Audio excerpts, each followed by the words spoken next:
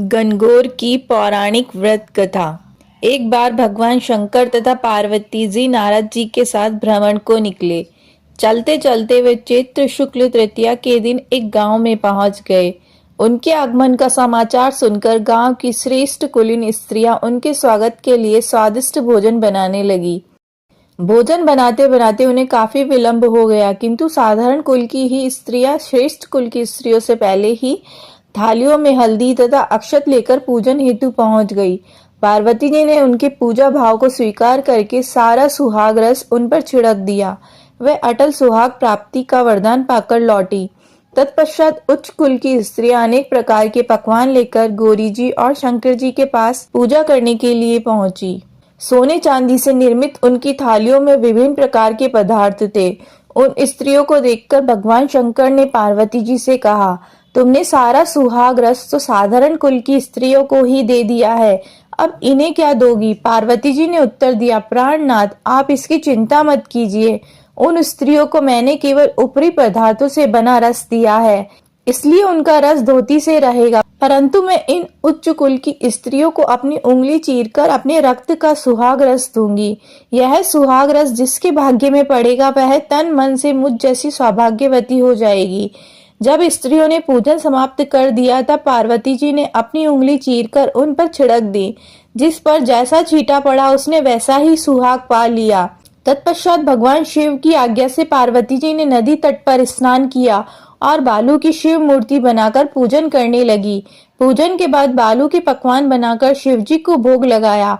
प्रदक्षिणा करके नदी तट की मिट्टी से माथे पर तिलक लगाकर 2 कण बालू का भोग लगाया। इतना सब करते करते पार्वती जी को काफी समय लग गया। काफी देर बाद जब वह घर लौटी तो महादेव जी ने उनसे देर से आने का कारण पूछा। उत्तर में पार्वती जी ने झूठ ही कह दिया कि वहां मेरे भाई भावज आदि मायके वाले मिल गए थे, उन्हीं से बातें करने में देर हो गई। परंतु महादेव तो महादेव ही थे, वे कुछ और ही लीला रचना चाहते थे।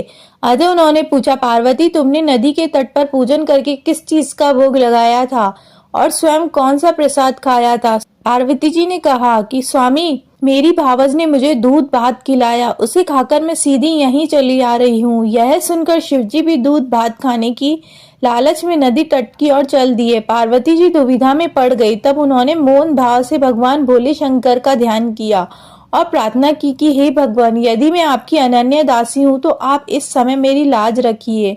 यह प्रार्थना करती हुई पार्वती जी भगवान शिव के पीछे पीछे चलती रही। उन्हें दूर नदी के तट पर माया का महल दिखाई दिया।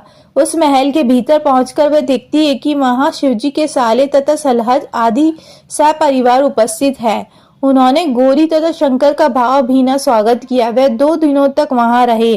तीसरे दिन पार्वती जी ने शिवजी से चलने के लिए कहा, पर शिवजी तैयार नहीं हुए। वे अभी और रुकना चाहते थे।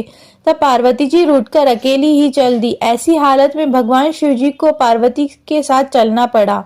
नारद जी भी साथ साथ चल दिए। चलते चलते वे बहुत दूर निकल आए। उस समय भगवान सूर्य अपने धाम को पधार रहे थे। अचानक भगवान शंकर पार्वती जी से बोले, मैं तुम्हारे मायके में अपनी माला भूल आया हूँ। पार्वती जी ने कहा, ठीक है, मैं ले आती हूँ, और जाने को तत्पर हुई।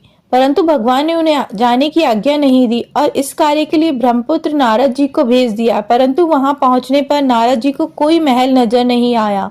वहां तो दूर दूर तक जंगल ही जंगल था, जिसमें हिंसक पशु विचर कर रहे थे। नारद जी वहां भटकने लगे और सोचने लगे कि कहीं वे किसी गलत स्थान पर तो नहीं आ गए हैं। मगर सहसा ही बिजली चमकी और नारद जी को शिवजी की माला एक पेड़ पर टंगी हुई दिखाई दी। नारद जी ने माला उतार ली और शिवजी के पास पहुंचकर वहां का हाल बताया। शिवजी ने हंसकर कहा, नारद, यह सब पार्वती की ही लीला है। इस पर पार्वती बोली, मैं किस योग्य हूँ? तब नारद जी ने सिर झुकाकर कहा, माता, आप पतिव्रताओं में सर्वश्रेष्ठ हैं। आप सौभाग्यवती, समाज में आदि शक्ति है। यह सब आपके पतिव्रत का ही प्रभाव है। संसार की स्त्रियां आपके नाम स्मरण मात्र से ही अटल सौभाग्य प्राप्त कर सकती है और समस्त सिद्धियों को बना तथा मिटा सकती है। तब आपके लिए ये कर्म कौन सी बड़ी बात है? महामाया गोपनीय पूजन अधिक शक्तिशाली तथा सार्थक होता है। आपकी भावना तथा चमत्कार पूर्ण शक्ति को देखकर मुझे बहुत प्रसन्नता हुई है। मैं आशीर्वाद रूप से कहता हूँ कि जो स्त्रियां इस तरह गुप्त रूप से पति का पूजन करके मंगल कामना करेगी, उन्हें महादेव जी की कृपा से दीर्घायु वाले पति का संसर्ग मिलेगा।